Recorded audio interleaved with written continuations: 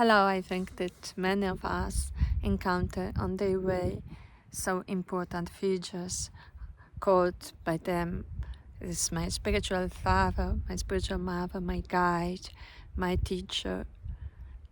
This function which is called Rabbi. Yes, we have. And so, what resides from the text? Shouldn't we have such people on our way? I think not, because we have learned so much and so important things with the person encountered on the lights. They help us to understand God.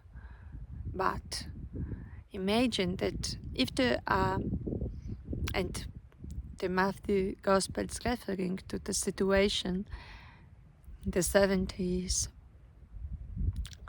the 60s after Christ, when there were many groups of people, many Christians, and they had always centered around an important teacher.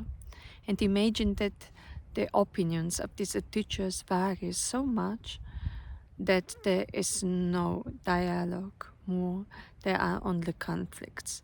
This is the time to realize that there is somebody who unites us.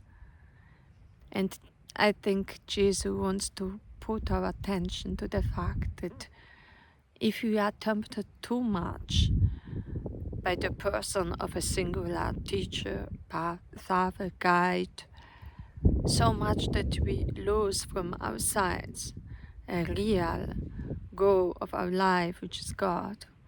So it's time to think, now this is not my real father, guide, rabbi, the real teachers elsewhere.